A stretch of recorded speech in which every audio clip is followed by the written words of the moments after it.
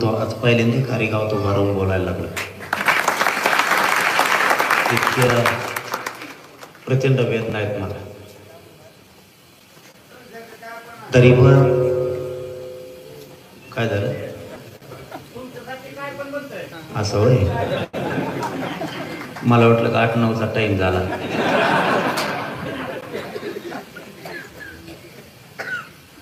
या समाजाचे लेकरं 70 वर्षापासून वाट बघते. ज्याला ऊन लागतं, ज्याला पाऊस लागतं, हे लोक लक्षात ठेवा. तुम्ही बंगल्यात राहा किंवा झोपड्यात राहा,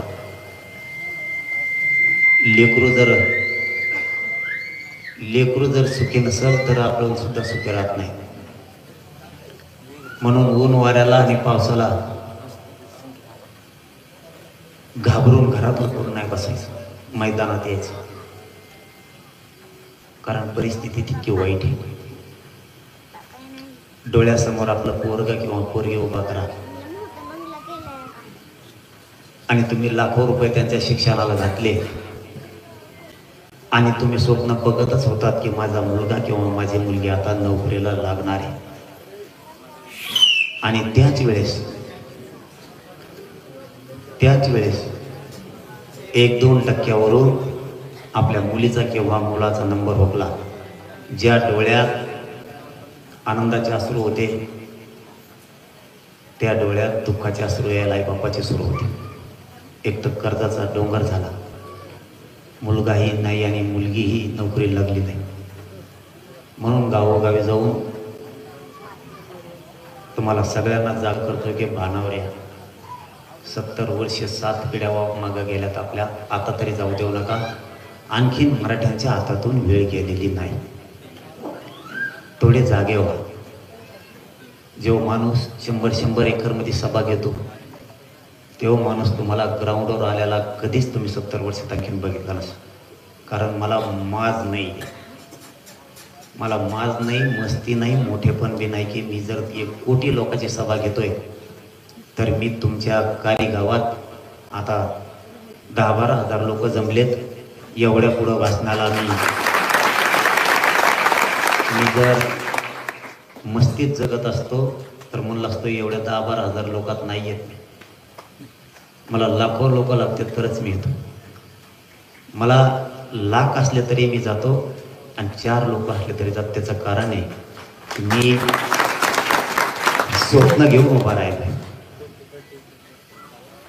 आपण किती गर्दी आहे किंवा किती लोक आहेत हे नाही बघायचं.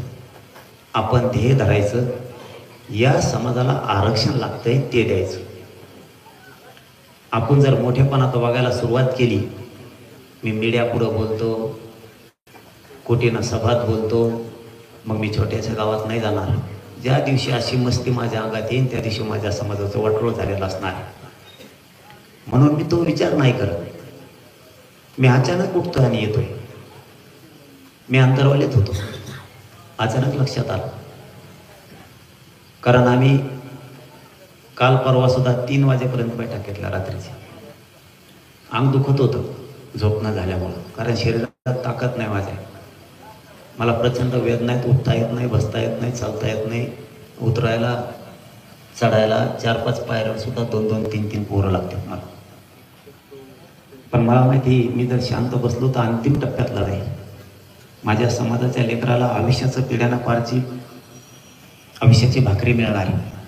आणि जर मी थोडी काटकसर केली तर करोडो माझ्या लेकीबाळीचं, करोडो लेकरांचं वाटोळं माझ्या डोळ्यात देखता मला बघावं लागणार. म्हणून म्हणलं आपण नाही बसायचं. झोपून काय करणार.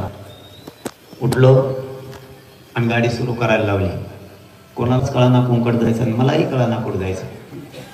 हे त्याला विचारते आणि ते त्याला कानात विचारते. नुसते कानात बोललेला ऐकू येत होतं मला. उंदरं बोलल्यावर आवाज बारीक काढायचं कुठं जायचं. तेव्हा मलाच माहित नाही. गप्प बस ना तू. यारमळ्याजवळ आल्यावर म्हणलं वळा कारी इकडं, नाही तर सरळच चाललो होतो आम्ही. अचानक म्हणलं कारी गावात घ्या आणि आलो होतो. याच्यामुळं काय होतं ते सांगतो तुम्हाला. अचानक आल्यामुळं तुम्ही जागरूक आहेत का नाही मला दिसतं आणि मी काय करतो हेही तुम्हाला दिसतं. तुम्हाला जर मी मायबाप मानलं तर मी तुमचं पोरग म्हणून इमानदारीनं काम करतोय का लबाडी करतोय हेही तुमच्या लक्षात येतं. कारण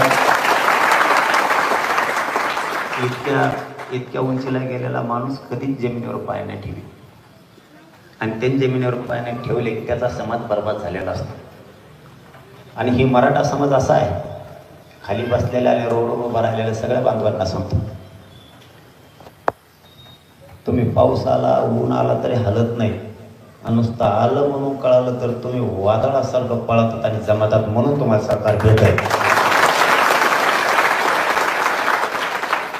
सरकार भेण्याचं कारणच तेवढं आहे, नसता हेच तुमचे लेकरं तुमचं असणारं आरक्षण तुम्हाला 70 वर्षापासून आसून दिलं नव्हतं. तुमच्या गावात निघाले नोंदी,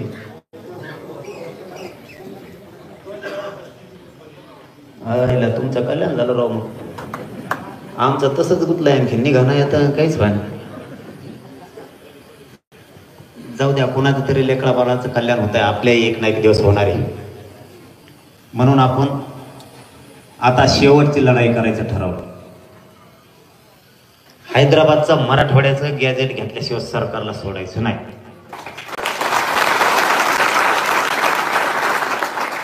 एकही मराठ्याचं घर आरक्षणापासून राहत नाही. सगळ्या सोयऱ्याची अंमलबजावणी घेतल्याशिवाय मुंबई सोडायची नाही. आणि सरकारनं आपल्याला त्यावेळेस सांगितलं होतं, बसून बोलू करे घेतो. सरकारनं अंतर्वाली चर्चा करताना आपल्याला सांगितलं होतं, तुम्हाला माहित असणं खूप गरजेचं आहे. ज्यावेळेस सरकारचं शिष्टमंडळ आलं, 13-14 मंत्री आले, त्यांच्यासोबत 8-10 सचिव आले. ए बुका लावायचं बंद कर, बस काय टेक खाली टेक, तिथं टेक वडाचे ते धरून जागा. सरकारनं त्यावेळेस सांगितलं होतं, कारण आपली मागणी होती मराठा आणि कुणबी एक, आणि असा जर कायदा पारित करायचं म्हणलं तर आधार लागतो, असं सरकारचं म्हणणं होतं. जसं की मी आंतरवालीत आहे आणि मी आंतरवालीतून म्हणतोय, काही गावात माझी 3 एकर जमीन, पण मी आंतरवालीतून म्हणतोय. ज्या वेळेस मी कार्यगावकरांना 7/12 दाखवी, त्या दिवशी तुम्ही म्हणता हो 7/12 आहे म्हणल्यावर तुझी जमीन आहे, पण 7/12 नाही, बोंबलून गोपे गेला. मुंबईला आपल्या आधी जायचं मागे दिसत आहे ना, त्या टायमाला येतच नाही ती. नाही येतो का? येतो. मग वाजून त्या काय करता मला, तुला मी सापडत नाही का वागी जप मिनिटांना राहणं म्हणून काय मला आलाय का त्याच्यात लहान गुताडे कवर.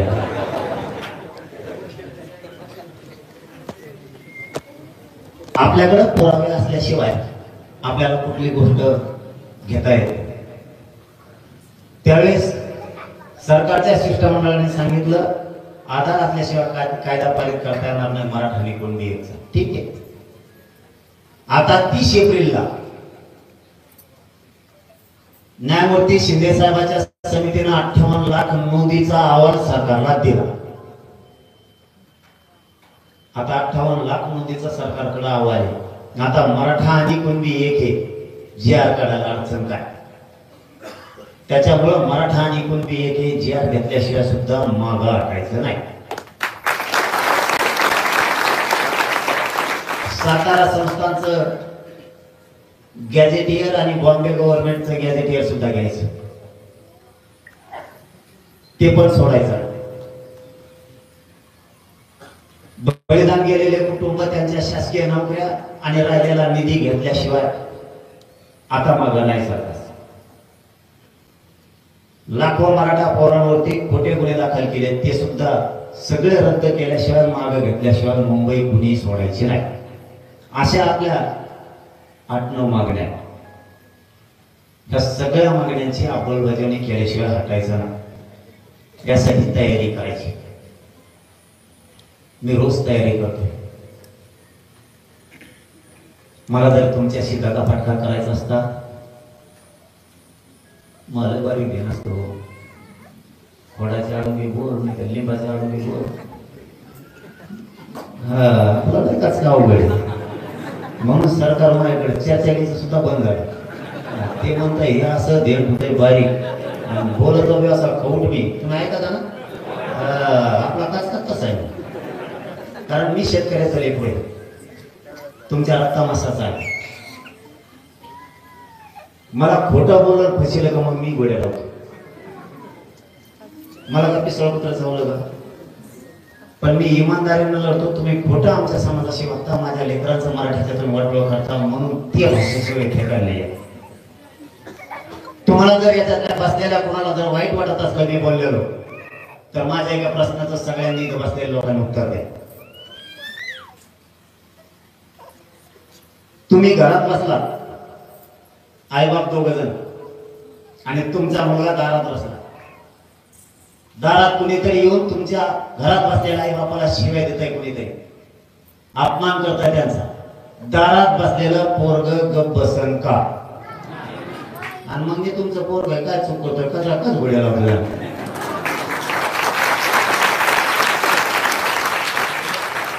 हे माझ्या समाजाचं वाटोळं करायला काय. माझ्या समाजाच्या पोरं पुरी अधिकारी बनणारे ते होऊ देत नाहीये, आणि मी ते करायचे म्हणतो. इथं बसलेले एक बी माय आणि एक बी बाप असा नाहीये की त्याला वाटत नाही माझं पोरग किंवा पोरगी अधिकारी होऊ नये. हे का कोणी हात वर करा बरं. कोणाला वाटतं की माझा पोरग पोरगी अधिकारी होऊ नये? आहे का कोणी इथं? तीच स्वप्न घेऊन मी पुढे चालतो. तुम्ही माई बाप रात्रंदिवस राबला, तुमच्या हातातली आऊत काठी सुटली पाहिजे. तुमच्या डोक्यावरचा कर्जाचा डोंगर कमी झाला पाहिजे. तुमच्या लेकराला जर लाख रुपये पगार यायला लागला तर तुम्ही आईबाप म्हणून सुखानं जगता. पोरगही सुशिक्षित बेकार, पोरगीही सुशिक्षित बेकार. तुम्ही शेतात राबणार किती, काबाड कष्ट करणार किती, हे कुठंतरी थांबलं पाहिजे. म्हणून हा संघर्ष आपण सुरू केला, आणि थांबायचं नाव घेत नाही. 2 वर्ष झालं, कारण आरक्षण असून दिलं जात नाही म्हणून आपण ताकदीने लढाई लावत नाही. इथं असं नाही एक जण सुधारणार असा एक विषय नाही. आरक्षण घराघरातल्या प्रत्येक मराठ्यांना लागणार. प्रत्येक मराठा, मग तो भाजपचा मराठा असू द्या, तो राष्ट्रवादीचा असू द्या, तो शिवसेनेचा असू द्या, ते काँग्रेसचा असू द्या, बेसारामाचा असू द्या, कोणत्याही पक्षाचा असू द्या, आरक्षण प्रत्येकाला लागणार. म्हणून राजकारणाच्या पलीकडे जाऊन स्वतःच्या लेकराचं आयुष्य बर्बाद करू नका. राजकारणात तुमचा एक जण सुधरत, गावातून जर घेतलं तर सरपंच सुधरत. त्या सरपंचाला लय झालं तर माझे सरपंच थोडाफार सुधरत. आडीले फिरले काम तर आणखी जास्त पुढे जर गेलं तर त्याचे 7 सदस्य असले ते 7 सदस्य सुधारते. 2 आणि 7 9, आणि इकडचे पुन्हा माझी बी धरू आपण 7. पडलेल्या दम निघत नाही, त्यामुळे ते 7.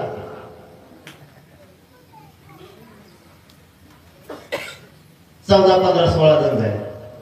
किती सुधारते? 16. बाकीच्या गावांना पाऊस पडत जायचं.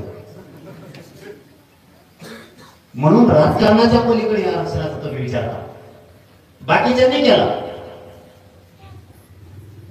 तो विचार फक्त तुम्ही आणि आम्हीच केला. बाकीच्यांनी केला, राजकारणाचा पण केला आणि आरक्षणाचा पण केला. त्यांनी त्यांचे लोक अधिकारी पण केले आणि राजकारणात पण मोठे केले. आपल्याला एकच नाद लागला राजकारण. कुणी कुणाचा कार्यकर्ता मिळच नाही. या नादाबरोबर आपल्याला आपले लेकर सुद्धा मोठा करायचा नाद पाहिजे. या 20 लोकांच्या पुढे लोक सुधारणार नाही. राजकीय फायदा का? म्हणून सगळ्या पक्षातल्या, समजा आता सत्ताधारी आहेत, असं काही एका सत्ता असल्यावर त्यांच्या पोराला आरक्षण लागत नाही. सत्ता असली नसली तरी आरक्षणाची गरज आहे. म्हणून सगळे मराठी मी सांगतोय ते अगोदर समजून घ्या. राजकारण तुम्ही करा, मी त्या मताचा नाही की तुम्ही राजकारण करू नये, तुम्ही राजकारण करा, पण ते तेवढेच 15 दिवस. एकदा ते 15 दिवस झाले की तिथून पुढे आपल्या जातीच्या लेकराला मोठं करायचा विचार करायचा, तरच आपण सुधारू. आपण कुणाचे पदाधिकारीला, पण जातीचा विषय आला ना तर आरक्षण हे प्रत्येकाच्या लेकराचे, कुणाचे 5,000 वाचायला लागले, कुणाचे 50,000, कुणाचे 1 लाख, कुणाचे 10 लाख. जसं शिक्षण असेल तसे पैसे वाचवायला लागले कुणबी प्रमाणपत्रामुळे. आणि नोकरी सुद्धा आपले पोरं रोज चालली आणि त्यांच्या पोटात उठलाय गोळा, त्यांना नाही झोप. कारण मराठ्यांची गरीबाचे लेकर अधिकारी व्हायला लागले. तुम्हाला उदाहरण सांगतो, मी गावाकडे गेलो होतो त्या दिवशी, पाठीमागच्या आठवड्यात. कुणासमोर बोलत होतो तिकडं बोचायला होतं का, पोटाण्याचे माणसं मराठीला तिकडून भोचावर ठुलाय ते ऐकायला भाषेत तिकडं गावात. आणि इकडे झाला स्पीकर आणा, ती म्हणतो बोलला मारा, आता कोणाला बोला काय सुईचे नाही भाऊ आहे. मुंबईने ते अशी भजी येते, ज्या बिल्डिंगवर नाही चढायचं त्याच बिल्डिंगवर चढायचं, जिथं आंघोळ्या नाही करायच्या. कुठं चाललंय तुम्ही? हा,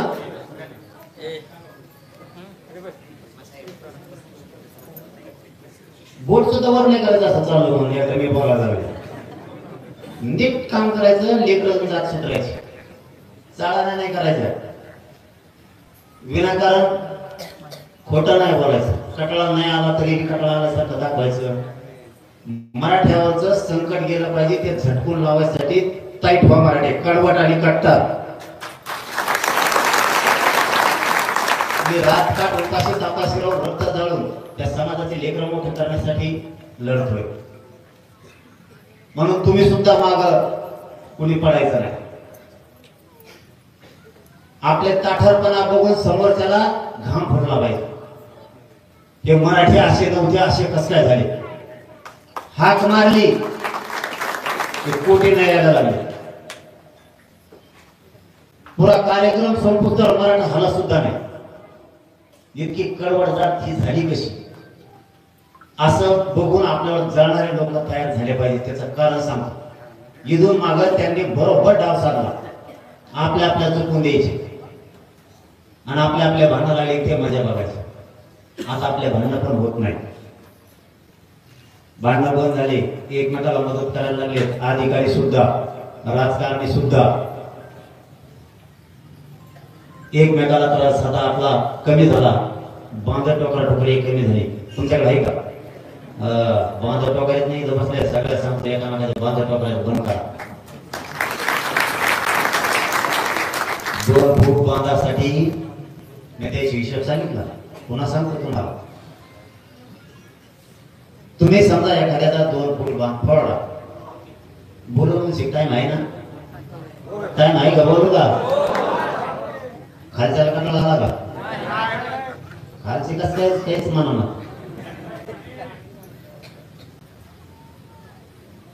2 फूट जर एखाद्याचा बांध फोडला, तुम्ही जर तिथं सोयाबीन लावली ते 1 क्विंटल होईल.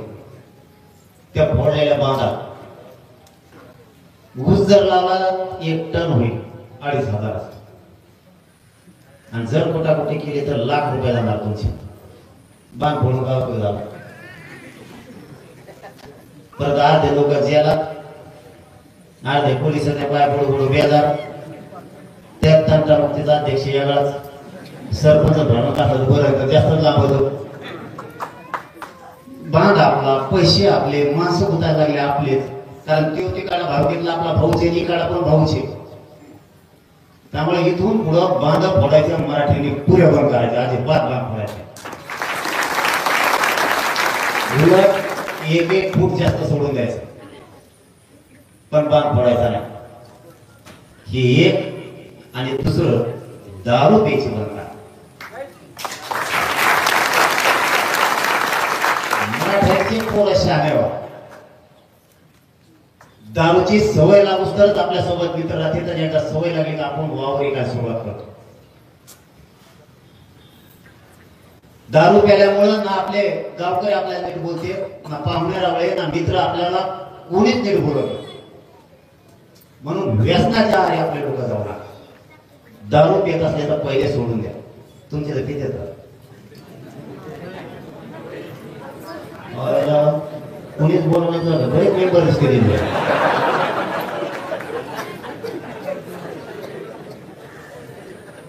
महासोर तुम्हाला एक काम सांगू, तुम्ही नका सांगू आता डॉक्टर यांच्या, पण आंतरवाली येऊन हळूच्या खांबाला सांगायचं त्याला असं नीट करतो ना.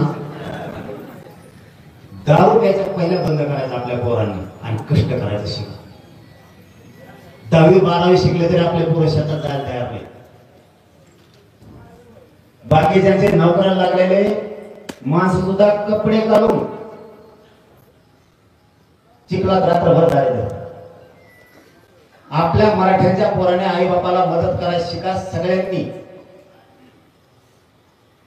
आई बापाच्या बरोबरीनं काबाड कष्ट करायचे, आई बापांना आधार बनायचं. सगळ्यांनी काम करायला लाजायचं नाही. शेती आपला पारंपरिक व्यवसाय. आपल्या पूर्वजांनी आयुष्याची भाकरी कमवून ठेवली आपल्याला ती प्रॉपर्टी म्हणजे, तिच्यात काम करायला लाजायचं नाही. नोकरीला लागलं तरी पण आणि नाही लागलं तरी पण.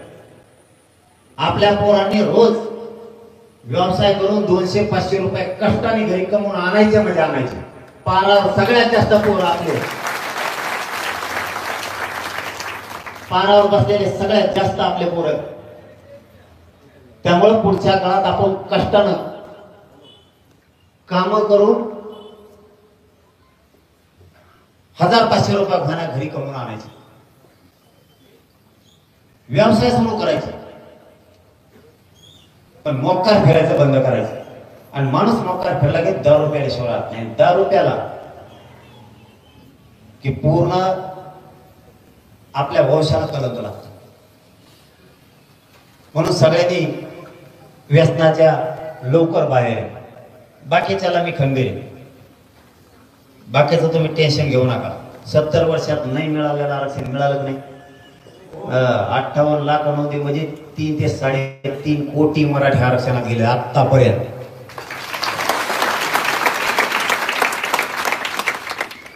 आणि ही नुसती माहिती बाहेर पडली, टीव्हीवर अशी वळवळ करीत होते, लुडू मुडू द्या त्याला नाही का टांगडे हात पाय काही नाही जमून बसले. इतके चौतळे होते, काय करू शकत नाही. कारण इमानदार बसला नाही तर तुमचं पोरग कोणाचा बाप येऊ दे, तुमच्या आरक्षणाला तुमच्या लेकराला धक्काच लागू देत नाही. मी हाय तो तरी नाही, मी नाही त्या दिवशी मला माहित नाही, पण मी हाय तोवर दादा नाही भेदा नाही कोण नाही. दादा सुद्धा दादागिरी करून देत नाही. आमच्या तिकडचा अर्धे दादा आत गेले,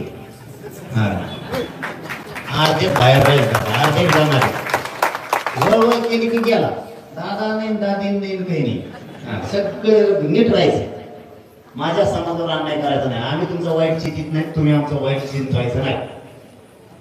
आणि इथून पुढे आपण सुद्धा शाळा आपल्याला एकमेकाला मदत करायचं शिका. संकट आलं एकमेकाच्या मदतीला जायचं.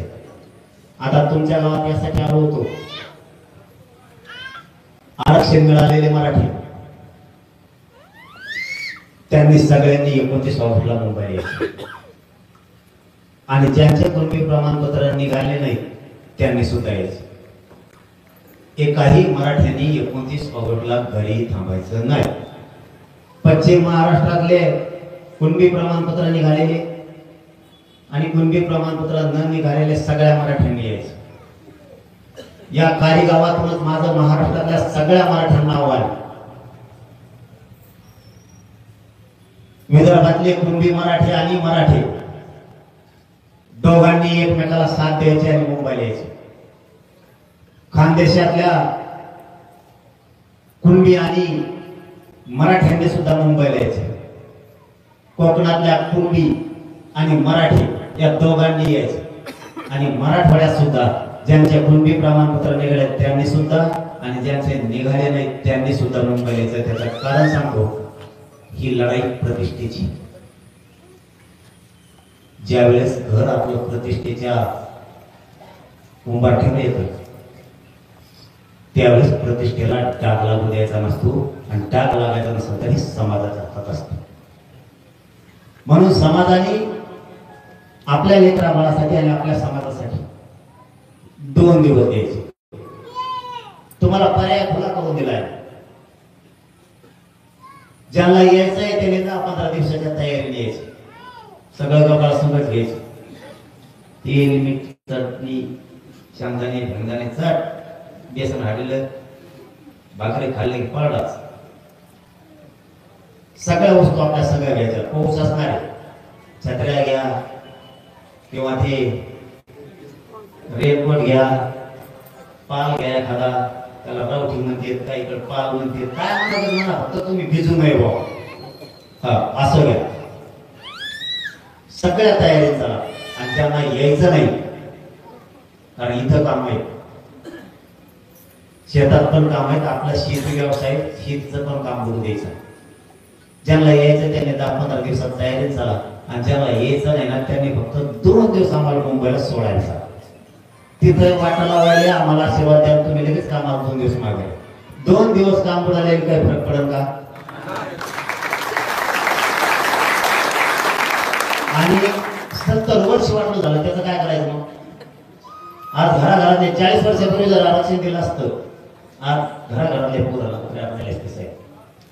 शेती प्लस नोकरी, समाज इतका उंचीवर गेला असता आपला कोणाचाच वापरा असता.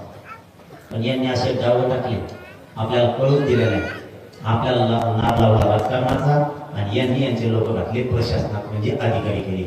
ही जागा राजकारणाची 5 वर्षासाठी आणि ती जागा 50 ते 60 वर्ष खाली होत नाही. एकदा नोकरी लागल्या मिळेल मराठी, नुसते पोरं शिकू आणि मराठ्यात एक मन आली होती, शिकून तरी काय होतं, पुढं आरक्षण आपल्याला होतं का नाही? 4-5 वर्षापूर्वी ती मन ती मोडून काढ. मराठी सरळ म्हणायचे, पोरग शिकून काय करायचं, काहीच उपयोग नाही, आरक्षणच नाही, नोकरी लागत नाही. आता आरक्षण दिलं, तुमच्या डोळ्यात एकटा पोरं नोकऱ्याला लागायला लागेल. तुम्हाला मोगाशीचं उदाहरण सांगतो. मी गावाकडून अंतरवाली चाललो होतो, पागल शिगेवरती मला बुळबुळ केली जमत नाही, कारण मी तेवढा जीव जाळतो समाजासाठी. तुम्हाला काय 15 मिनिटं उभा राहिले नाही, 2 घंटे उभा राहिले काय फरक पडत नाही. आणि मोबाईलवर काय तुमचं एवढं महत्वाचं काम नाही बोलायला, उचलूच नका ना. काय ठेपे झाले, काही काही ठेपे होते त्या टायमाला. चल पटतो, तू 50ची मी 50ची. पांढऱ्या शिंगेवर आमची गाडी थांबली, पोराने चहा पाजायसाठी. आणि आम्ही एका हॉटेलमध्ये गेलो. तिथे एक शेतकरी उभा होता, फाटके कपडे अंगातले फाटलेले होते, मुलीला कॉलेजला घेऊन गेला होता, त्याच्यासोबत मुलगी पण होती. त्यांचं कुणबी प्रमाणपत्र निघालं आणि गाडीतून उतरताना त्यांनी मला बघितलं. ते पळत त्या हॉटेलमध्ये आले. त्याला काय बोलावं काय कळलं नाही, ते फक्त रडायला लागले. त्या बापाने एवढंच सांगितलं, आईला जास्त काम होत नाही. हिच्या पोरीचा बाप सांगत, मी रोजंदारी न करू, काही शेतातला करून पोरगी शिकेल. पोरगी शिकायची हिंमतच नाही, पोरगी इतकी हुशार आहे तर मी काहीच करू शकत नाही. शेवटी गरिबीला कुणी हात नाही देत, लक्षात ठेवा.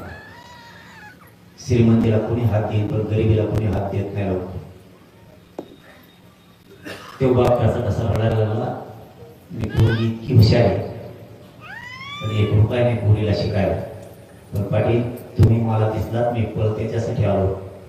कुणबी प्रमाणपत्र पाठीमागच्या आठवड्यात आमचं निघालं आणि माझी पोरगी इंजिनियर झाली, मुंबईला टॉपचं कॉलेज.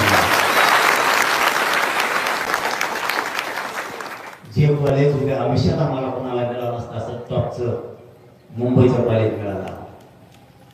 माझ्या 50 पिढ्याची दरिद्री पिटली. म्हणून मायबाप मराठीने आरक्षण अगोदर समजून घ्या. राजकारणापेक्षा आरक्षण हे लय मोठा विकास आहे. खूप फायदे आहेत तुम्हाला. आरक्षणाचे फायदे तुम्हाला शिक्षणात फीसमध्ये फायदा आहे, नोकऱ्या लागणार आहे. तुम्हाला राज्याच्या केंद्राची योजना आहे. अर्ध्या मराठ्यांना एवढंच माहिती आहे, आरक्षण हे शिक्षणात आणि नोकरीत लागतं. एवढंच माहिती, पुढं काही माहीत नाही, कारण ते प्रमाणपत्र काढत नाही. मी त्याचा शोध घेतला, मराठी काही प्रमाणपत्र का काढत नाही. ते म्हणतो पोरगा शिकायला नाही, पोरगी नाही. जेव्हा लेकर मोठे होते तेव्हा काढत माझ्यातून त्याचं निघालं, पुढे जाणार आहे. आता त्याला जर हे माहीत झालं ना, जरी शिकायला कोणी म्हटलं तर योजना आहे, लाखो रुपयाची योजना आहे. घरच्याही बाजूने श्रीमंत होतो, राज्याच्या केंद्राची योजना आहे, कृषीच्या सिंचनाची योजना आहे, पंचायत समिती जिल्हा परिषदेची योजना आहे, तुम्हाला घरकुलाची योजना आहे. त्याच्यात अनेक फायदे. म्हणून हो आरक्षण सुद्धा लय मोठा विकास आहे ना. आपल्या लोकांना लवकर यांनी समजू देणार नाही. म्हणून तुमचं पोरग शिकायला असो अथवा नसो, प्रमाणपत्र काढून घ्यायचं, कोणी हैगई करायचं नाही. एवढा समाज या आरक्षणासाठी जळलाय ना 70-75 वर्षात, आता जळू देऊ नका. गरिबातल्या गरिबांना सुद्धा कोणाकडे हात पसरायची गरज नाही. तुम्हाला कोणामागे पळायची गरज नाही लागणार कधीच. तुमचं लेकरू अधिकारी झाल्यावर तुम्हाला कोणापाशी हात पसरायची गरजच नाही. म्हणून मराठ्यांनी पुढच्या काळात आपले लोक आणखीन जागे का, आपल्या घराघरातल्या मराठ्यांच्या लेकरा बाळाला हे आरक्षण लागतंय आणि ही लढाई आता अंतिम टप्प्यात आपल्याला जिंकायची. मी अर्धवट सोडली का? 2 वर्षापासून 29 ऑगस्ट 2023 ला ही लढाई सुरू केली. बाकीच्यांनी कशी केली मला काही देणं घेणं नाही. मी कोणावर कधी टीका करत नाही, कोणाचं उपरून काढत नाही. मला कसं लढायचं मी ठरवलं. दुसरा कसा लढला याच्या उचापात्या करायची मला काही गरज नाही. म्हणून सलग आंदोलन सुरू केलं. नसता कसं असतं मग या वर्षी एक माझ्या पुढच्या वर्षी, त्याच्या पुढच्या झालं, त्याच्या पुढच्या वर्षी 10-15 वर्ष नसते मोर्चेच. आपण जे सुरू केलं म्हणजे नाही का, आपण शेतात खुरपायला लागलं असं कधी घडलंय का? एक पात खुरपी 15 दिवसांनी दुसरी पात खुरपी. एकदा खुरपायला लागलं तर तुकडाच पण येतं ना. खत टाकायचं म्हणलं तर एकदाच टाकायचं, असं नाही.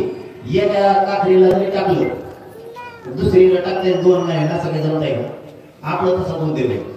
म्हणून सरकार मला बदललं. ते म्हणतं येतं मला खात नाही. बरं उपाशी इतकं राहतं की भाकर खात नाही. आणि माझ्या सध्या उपास होतो एखाद्या बाबा. माझ्या गाडीचे जेवढे बसले तेवढ्याला माहिती. एकदा जर मी गाडीत बसलो तिथं जायचं तिथं उतरतो म्हणजे मध्ये त्याचा कार्यक्रम सांगला. पाणी नाही भाकर नाही ते म्हणते त्यांचं त्याच्यात म्हणते आणि याला त्याला लागत नाही, आपल्याला फोन देत नाही. हे तर होऊन जाईल. कारण मी तितकं समाजासाठी स्वतःला झोकून दे. म्हणून ही लढाई अंतिम टप्प्यात. सरकारला बोलायला जागा नाही. सगळ्या सोयरीच्या अधिसूचना काढलेले 1.5 वर्ष झाले. अंमलबजावणी आता आपल्याला त्याची पाहिजे. मराठा आणि कुणबी एक जी आर काढायसाठी 58 लाख नोंदीचा अहवाल. सरकारला बोलायला जागा नाही. हैदराबादचं गॅजेटियर लागू करा, सरकारला अडचण. जेवढ्या मागण्या त्या 2 वर्ष झाल्यात. 29 ऑगस्टला आपल्याला सगळ्या मागण्या त्याची अंमलबजावणी करून घ्यायची. त्याशिवाय या काही मराठ्यांनी आता हटायचं नाही. मी फुटत बी नाही, मॅनेज बी होत नाही. त्याचं टेन्शन तुम्ही घेऊ नका, कारण मला पैसे फिक्स लागत नाही. पैसे जर मावाकडे त्याच्यामुळे ते पैसे घेऊन आपल्याकडे येत. माझ्याकडे अनेक विषय देतो, कारण मी मला ठरवून घेतलेलं आहे आपण बरबाद व्हायचं. आणि आपण जर बरबाद झालो तर समाज मोठा होतो.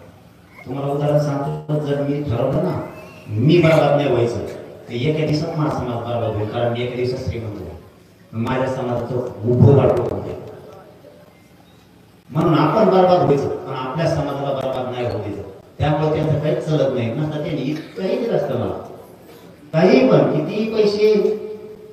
आणि मंत्री म्हणत मंत्री काही नाही, मला कशाच गरज नाही. मंत्री भरले मग काय करतो इथं माझ्या मराठीचे पोर अधिकारी होऊन आले वांग वांग वांग वांग करत यायला लागले तर मी कुठं काय करायचं? मला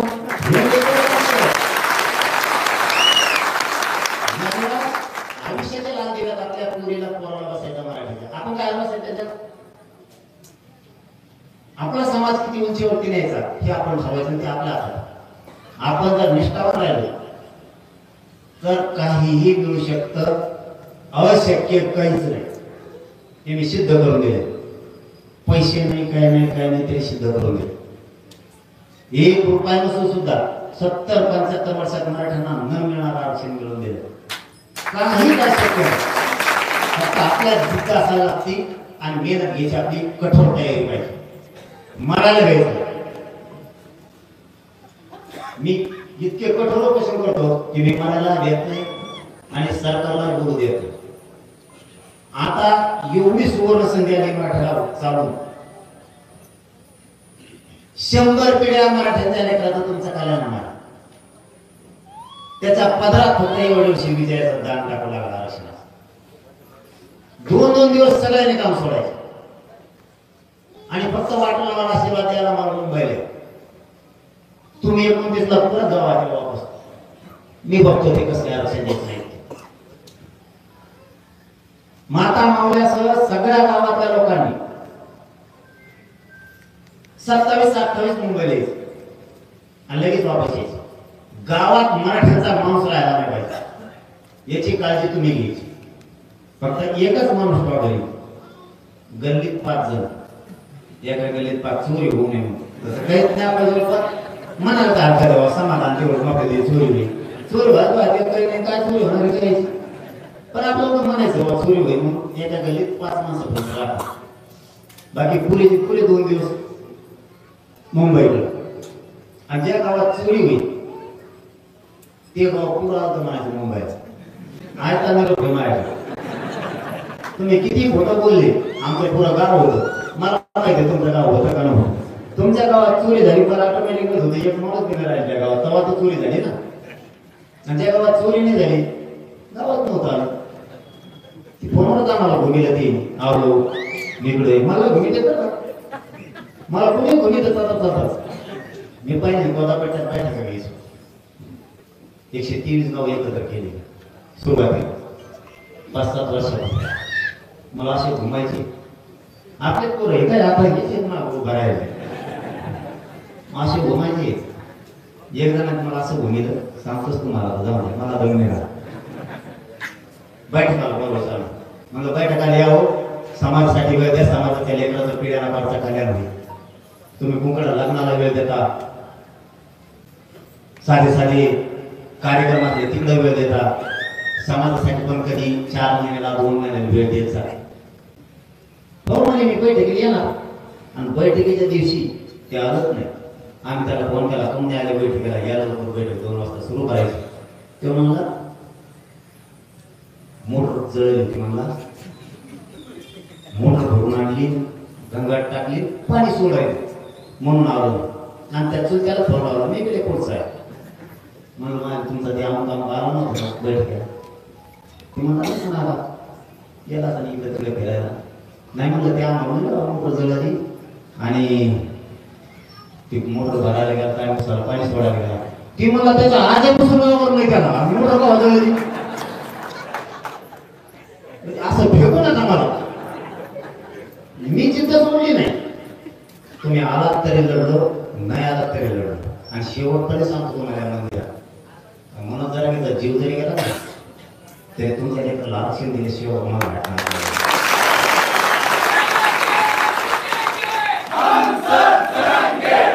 कारण मराठ्यांना सुद्धा अशी संधी होणार नाही.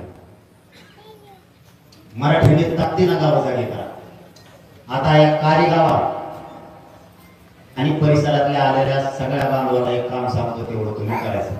करणार का? आता वर पुरे सांगा बरं, खालचे वरचे सगळे.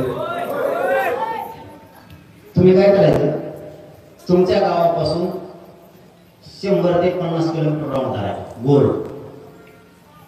100 गावं तुम्ही एकट्याने पिंजून काढायची, एकट्या कारी गावानं. आणि इथं बसलेल्या ज्या ज्या गावातले लोक असतील त्या एका गावातून 5-5-10 गाड्या मराठ्यांना काढायला. त्या 5-6 गाड्या आपल्याच आहेत फुकटच्या. मास्तर त्याजवळ गाडी, डॉक्टर, वकील, शिक्षक, मोठा राजकारण गावातला मराठा आणि प्रतिष्ठित मराठा. 4-5 गाड्या, त्या 4-5 आपण वर्गणी करायची गावाला. म्हणजे तुमच्या 100 गावात 500 गाडी जागेवर तुमची एकटीच होती. टेन्शन नाही घेता, फक्त मेहनत घ्यावं लागणार आहे, जशी मी घेतो तशी. कारण समाजाच्या अंगावर बोलायला फेकायचं. 100 गाव तुम्ही पिंजून काढायचे उद्यापासूनच. मावशीवर तुम्हाला आणखी दुसरं एक काम, यांना तुम्ही सुट्टी द्या. यांचे धटके तुमजो, ते दुसऱ्याला कोणाला देत नाही. याला थोडी सुट्टी द्या. यांना सांगा शेतातलं काम आम्ही करतो, तुम्ही काय करा गावावर बैठा घ्या, आपल्या लेकरा बाळाचं मराठीच्या कल्याण होईल आणि मुंबईला जायचं सांगा सगळ्या. पण याच्यावर ध्यान ठेवा, हे बैठकाला जाते का राजकीय नेत्याला गाडी लटकत येईल. कारण आपल्या समाजाच्या लेकराचं कल्याण करायसाठी आपल्याला एकमेकाला वेळ द्यावा लागणार. एकदा ही शेवटची लढाई जिंकून घेऊ. पुन्हा आरक्षणावर लढाईच नाही करायची. बार तो लढाव 42 वर्षापासून आमचं पाठापासून लढा चालू आहे. किती दिवस लढणार आपण? याचा 19 तुकडाच पडून टाक. आरक्षण विषय संपला की आता शेतकऱ्याचा विषय घ्यायला मोकळे आहोत. हेसवी लागले, मला एक काम करायचं होय. एकदा हेसवी लागलं की कसक्यात मला भाव देत नाही बघतो मग मी यांची. शेतकऱ्याला भाव कसं काय मिळत नाही, पाणी कसं काय मिळत नाही, मग मी जाणं ते झालं. पण एक 2 कामामध्ये घेतले कोणतंच कडी लागलं आणि आपल्याला 50 काम एकदाच करायची सवय लागली. ती आपली पुढे मोडायची. आपण निवेदनबद्ध हुशारीनं काम करायचं. सरकारला माहिती मी काय चीज काय न वाटतं मी त्यावेळी नापास काही म्हणजे 4थीचे का अधिकार शाळेत नाही सांगितले कोणाला. आणि त्या सरकारला कळत आहे हे किती नमुने बाजू. ते म्हणतात तू काही म्हण पण आमची पुरी जिरली दिली. कारण मी माझ्या पद्धतीने लढतो पण माझ्या समाजाला देतो. आज इथं ते व्हॅलिडिटीला बसलाय, त्यांच्या पुरीचं कल्याण झालं ते सांगायला आले. तुमचे इकडचे मी आलेलो कळवलो म्हणून ते धावत पळ झाले. हे बघा, मायबाप मराठीनं तुमच्या लेकरा बाळासाठी करतो. काट कसर करू नका, कोणाचं ऐकू नका. 2-3 कामं करा. पहिलं, गावाची गावं पिंजून काढून आसपासचे जिल्हा पंचायत तालुका पंचायत 100 गावाची तयारी तुम्ही करायची. दुसरं, आमंत्रण सगळ्याला द्यायचं. सरपंच, माजी सरपंच हातपाय पडून सांगायचं मुंबईला या, आमच्या लेकरा बाळाचं कल्याण होणार आहे, तुम्हाला मुंबईला यावं लागणार आहे. सरपंच, माजी सरपंच, सदस्य सगळे, ग्रामपंचायतचे माजी सरपंच, युवा नेते जास्त ते भावी जास्त टेन्शनमध्ये असतात. त्यामुळं त्यांना आमदार, माजी आमदार, जिल्हा परिषद सदस्य, पंचायत समिती सदस्य, माजी सदस्य, चेअरमन गावचे, सभापती, उपसभापती, माजी सभापती या सगळ्या लोकांना सांगा तुम्हाला मुंबईला यावं लागणार. मावशी पहिले काम सांगितलं, आता दुसरं सांगतो पुन्हा. आम्ही मुंबईला गेल्यावर महाराष्ट्रातल्या सगळ्या शासकीय निमशासकीय पदावर बसलेल्या सगळ्या लोकांना, सरपंचापासून सभापती, आमदार, मंत्री सगळ्यांना सांगितलंय, खासदारांना तुम्ही मुंबईला या. ग्रामपंचायत सदस्य, माजी सरपंच, पंचायत समिती, जिल्हा परिषदेचे सदस्य यांना ह्या पोरांनी सगळ्यांनी सांगितलं. तुम्ही सुद्धा सांगायचं बरं का, मुंबईला या म्हणून. पाय पडून सांगायचं आपल्याला काय म्हणणार, तू मुंबईचं. 2 दिवस मला वाटा लावायचं. मावशी तुमच्याकडे एक काम, महाराष्ट्रातल्या सगळ्या महिलांनी हे काम करायचं. आम्ही सगळ्याला आमंत्रण दिलं पण आम्ही गेलो मुंबईला. माझं कोण राहिला आम्हाला काय नाही. ते गल्लीत हिंडताना दिसलं का फक्त हळूच माघारायला रामा सांग. सदस्य हिंडत होता, सरपंच हिंडत होता, प्रत्येक वार्डात नगरसेवकच्या, ग्रामपंचायतच्या, जिल्हा परिषदच्या, आमदारच्या मतदारसंघात मराठ्याचा मतदार पाळणाच म्हणून समजायचं. ते आपल्या पोरासाठी नाही, सगळे जिल्हा प्रमुख, पक्षाचे अध्यक्ष सगळ्यांना सांगायचे निरोप, मुंबईला आपल्या लेकराबाळाचं आयुष्याचं कल्याण होणार, तुम्ही मुंबईला चला. तेव्हा जर नाही आला आणि इकडे जर हिटत बसला तेवढा निरोप फक्त मला आमच्याकडे घालून द्या. तुमचं नाव नाही येत, मी पक्का वाचला ते गाणं फिरून त्याचा राजकीय खोटा चुकते तुम्ही पुरा. फक्त निमंत्रण मात्र सगळ्यांना द्या. इथं फिरतय कोण हे गावकऱ्याच्या लक्षात येते. त्याला म्हणायचं नाही गावात तुम्ही हिंदू घराला राम आहे 2 वर्ष करा. त्याचं कारण सांगतो, ज्या दिवशी समाजाचा प्रश्न येतो ना त्या दिवशी तुम्ही पक्ष आणि पदाला प्रतिष्ठा द्यायची नाही, मोठेपण नाही द्यायचं, समाजाला मोठं द्यायचं. कारण बाप आपला समाज आपला बाप होता. आपल्या समाजाला महत्त्व द्यायचं, त्याला जगवायचं, त्याला मोठं करायचं. मुंबईला येताना तुमचं गाव आणि परिसर एकाने सुद्धा गैरहजर व्हायचं नाही. मी बैठकाला येईल नाही, जिल्हाभर तुम्ही बैठका घ्यायच्या. इथूनच महाराष्ट्रातल्या सगळ्या मराठ्यांना सांगतो, मला तब्येत खराब असल्यामुळे मला चालता उठता येत नाही, मला इतक्या वेदना आहेत की मला 2-2 वाजेपर्यंत झोप येत नाही रात्री. सकाळी सुद्धा मी 1:30 वाजेपर्यंत जेवत नाही, सकाळचं जेवण. कारण त्या उपोषणामुळं सगळं शरीर माझं कोरडं पडलेलं. माझ्या हाताला सुद्धा शिराच्या टाकल्या. फक्त मला अर्धवट मारायचं नाही. या समाजाच्या लेकराला मला 100% आरक्षण द्यायचंय, कारण हे समाजाचे लेकर मला अधिकारी झालेले बघायचे, पोर आणि पोरी मराठी. त्यामुळे माझ्याकडून अपेक्षा करू नका की मी बैठकाला येईल म्हणून. मला पहिल्यासारखं आता फिरणं होत नाहीये, कारण मी कधी तुमच्यात असं कधी नसेल मला माहित नाही. इतक्या भयंकर वेदना आहेत मला, किती त्रास सुद्धा मला घरी सुद्धा सांगता येत नाही. कारण ते वेदना बघून त्यांचं फक्त लक्षात येतं आणि पोरांचंही लक्षात येतं. आणि खरं सांगतो मी तुम्हाला, मी आहे तोवर इमानदारीत तुमच्याशी काम करणार आहे, कारण मी थोडे दिवसाचा भाव नाही म्हणून तुटून पडा. समाजाच्या लेकराला आरक्षण द्यायचं वाटलं, कारण माझे गरीबाचे लेकर त्या आरक्षणासाठी इतके तळपत येत. 1% म्हटलं तर पोरं फाशी घ्यायला लागले, आत्महत्या करायला लागले. लेकरा बाळाचं डोळ्यात एक वाटोळ होतं ना, आम्ही तुम्हाला हात चुकून सांगू शकत. आपण जिवंत आहे तर आपल्या लेकराला आयुष्याचं द्यायचं काम करा. कुणी कोणाचं नाही, या युगात कुणी कोणाचं नाही. म्हातारपणाला आधाराची काठी आपलेच लेकर आहेत. आपल्याला कोणता नेता पिता आपल्याला सुद्धा कधी मदत येत नाही. आपण जर काय करण्यात असलं तर आपले लेकर आपल्या डोक्यावर हात फिरायला, कोणता नेता आपल्या डोक्यावर हात फिरायला येणार. म्हणून आपले लेकर बाळ मोठे करू, कारण ते आपल्याला म्हातारपणाला आयुष्याची काठी. त्या लेकीला त्या लेकाला नोकऱ्याला लावून सुखाची गाडी द्यायला माझ्या हात जोडून विनंती, या राज्यातले सगळे मराठी 29 आपल्या समाजाला आणि समाजाच्या लेकराला मोठं करण्यासाठी सगळ्यांनी एकजुटीने या. धन्यवाद. जय श्री छत्रपती शिवाजी महाराज की जय. छत्रपती संभाजी महाराज की जय. एक मराठा, एक मराठा.